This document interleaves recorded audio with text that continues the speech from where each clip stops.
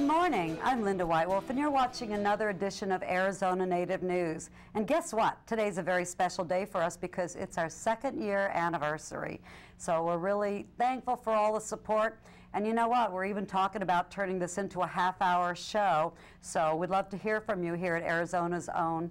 Okay, today is really pretty cool because a guest that I've wanted, actually for a few months is here this morning, and this is Chairman Charlie Vaughn. Good morning and welcome. Good morning. Here. Good morning, glad to be here.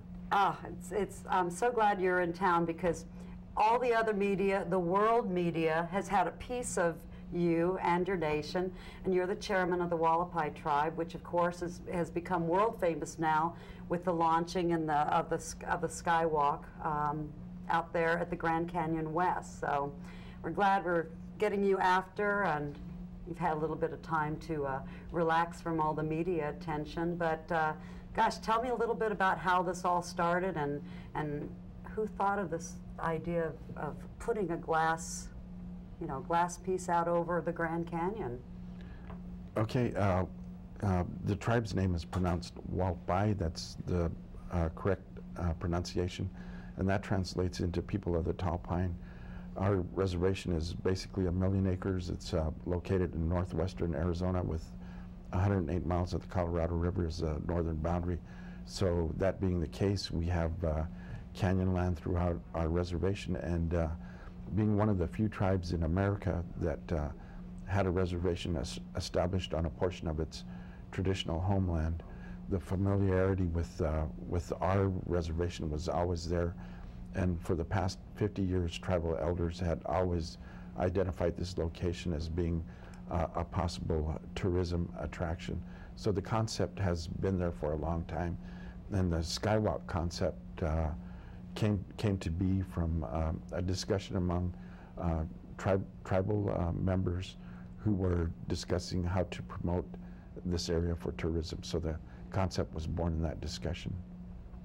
Now, it's been open now since February, and we're going to actually show some pictures now, some beautiful graphics we have of the Skywalk and the different phases. And tell me, as we go through these slides here, please talk about what these are. Okay, you can see the Skywalk, and as you're looking at the canyon, if you looked across the canyon, the rock formation there resembles an eagle. So the Skywalk is located at what's called Eagle Point, and this is on the far western side of the reservation. The reservation is shaped much like a U. So this is where the development is at. And as you're looking at the picture, you see the structure, and it extends 70 feet out over the canyon. And it's 4,000 feet to the bottom. It's kind of a long, a long drop. Now, is this picture the opening ceremony? That is the opening ceremony, and that's me with my fist clenched and raised in the air. With the cowboy hat. With the cowboy hat. And the man in the blue jumpsuit is John Bennett Harrington. He's the first Native American astronaut that was in space. This is so exciting to me. Captain Harrington and I are both from the Chickasaw tribe, so to have the first Native American actually go in space from my own tribe was just so heartfelt. And the other thing, you also had Dr. Buzz Aldrin, also the first man that walked in space there as well. That's correct. They were both there, and they both were the first to take the official walk on the Skywalk to open up the attraction. That is so amazing. It almost doesn't look real. It's just kind of reminds me of the Jetsons. Right. Now the glass came from Germany, and there's hundreds of thousands of pounds of that. How did they get the glass to? I mean, you're in such a remote area, and there's not a whole lot of facilities up there. That must have been a huge challenge.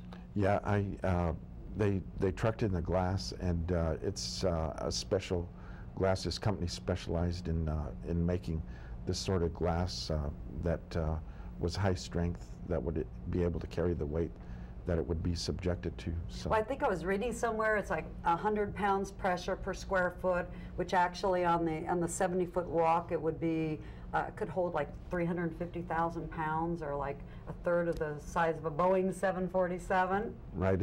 It holds several, and you know, you talked earlier about the promotion.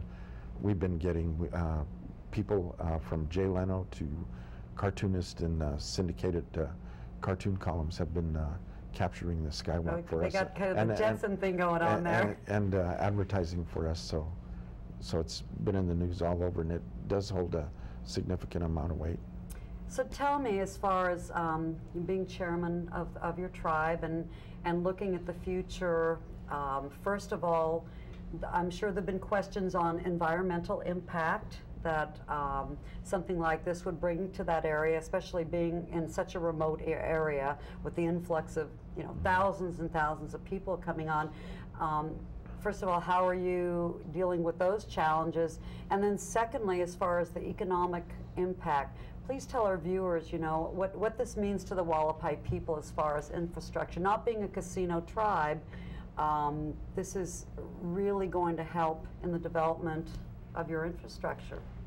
We're not unlike many American Indian tribes.